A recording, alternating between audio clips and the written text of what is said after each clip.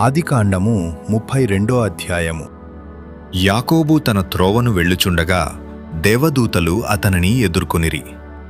యాకోబు వారిని చూచి, ఇది దేవుని సేన అని చెప్పి ఆ చోటికి మహనయేము అను పేరు పెట్టెను. యాకోబు ఎదోము దేశమున అనగా శేయీరు దేశముననున్న తన సహోదరుడైన ఏశావు నొద్దకు దూతలను తనకు ముందుగా పంపి, మీరు నా ప్రభువైన ఏశావుతో, ఇంతవరకు నేను లాబాను నొద్ద నివసించియుంటిని. నాకు పశువులు, గాడిదలు, మందలు, దాసదాసీజనమును కలరు. నీ కటాక్షము నాయందు కలుగునట్లుగా నా ప్రభువునకిది తెలియచేయనంపితినని నీ సేవకుడైన యాకోబు అనెను అని చెప్పుడని వారికాజ్ఞాపించెను. ఆ దూతలు యాకోబు నొద్దకు తిరిగి వచ్చి, మేము నీ సహోదరుడైన ఏశావు నొద్దకు వెళ్ళితిమి.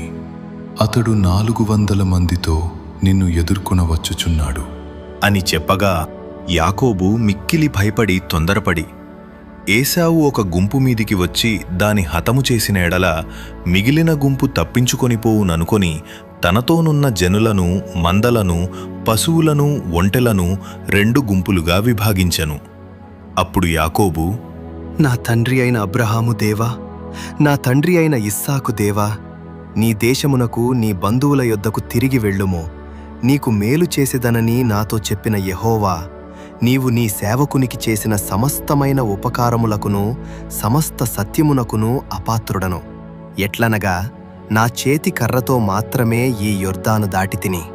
ఇప్పుడు నేను 2 గుంపులైతిని. నా సహోదరుడైన ఏశావు చేతి నుండి దయచేసి నన్ను తప్పించుము. అతడు వచ్చి పిల్లలతో, తల్లిని నన్ను చంపునేమో అని అతనికి భయపడుచున్నాను. నీవు నేను నీకు తోడై నిశ్చయముగా మేలు చేయిచు, విస్తారమొగుట వలన లెక్కింపలేని సముద్రపు ఇసుక వలె నీ సంతానము విస్తరింపచేయుదును అని సెలవిచ్చితివే అనెను. అతడు అక్కడ ఆ రాత్రి గడిపి తాను సంపాదించిన దానిలో తన అన్నయ్యైన ఏశావు కొరకు ఒక కానుకను అనగా 200 మేకలను, 20 మేకపోతులను, 200 గొర్రెలను, 20 పొట్టేళ్లను, 30 పాడి ఒంటెలను, వాటి పిల్లలను, 40 ఆవులను, 10 ఆబోతులను, 20 ఆడుగాడిదలను, 10 గాడిద పిల్లలను తీసుకొని మందమందను వేరువేరుగా తన దాసుల చేతికప్పగించి, మీరు మందమందకు నడుమ ఎడముంచి నాకంటే ముందుగా సాగిపోండి అని తన దాసులతో చెప్పెను.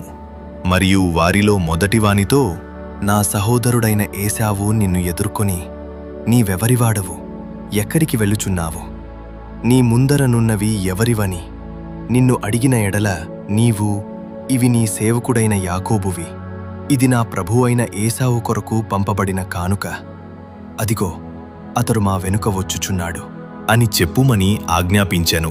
అట్లతడు, నేను ముందుగా పంపుచున్న కానుక వలన అతని సమాధానపరిచిన తరువాత నేను అతని ముఖము చూచెదను.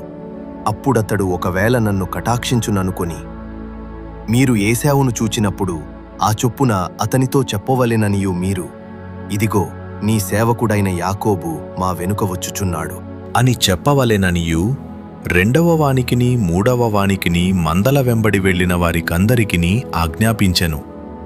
అతడు కానుకను తనకు ముందుగా పంపించి తాను గుంపులో ఆ రాత్రి నిలిచెను. ఆ రాత్రి అతడు లేచి తన 2 భార్యలను, తన 2 దాసీలను, తన 11 మంది పిల్లలను తీసుకొని యబ్బోకు రేవు దాటిపోయెను. యాకోబు వారిని తీసుకొని ఆ ఏరు దాటించి తనకు కలిగినదంతయు పంపివేశెను. యాకోబు ఒక్కడు మిగిలిపోయెను. ఒక నరుడు తెల్లవారు వరకు అతనితో పెనుగులాడెను. తాను అతని గెలువకుండుట చూచి తొడగూటి మీద అతనిని కొట్టెను. అప్పుడతడు ఆయనతో పెనుగులాడుట వలన యాకోబు తొడగూడు వసిలెను.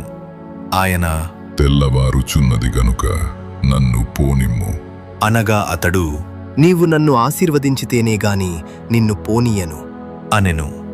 ఆయన, నీ పేరేమి అని ఎడుగగా అతడు, యాకోబు అని చెప్పెను.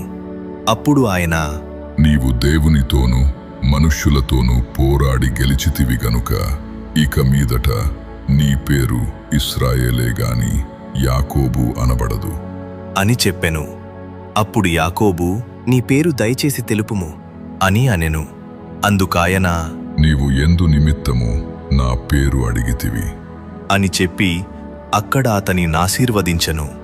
యాకోబు, నేను ముఖాముఖిగా దేవుని చూచితిని, అయినను నా ప్రాణము దక్కినది అని ఆ స్థలమునకు పెనూయేలు అను పేరు పెట్టెను. అతడు పెనూయేలు నుండి సాగిపోయినప్పుడు సూర్యోదయమాయెను. అప్పుడతడు తొడకుంటుచు నడిచెను.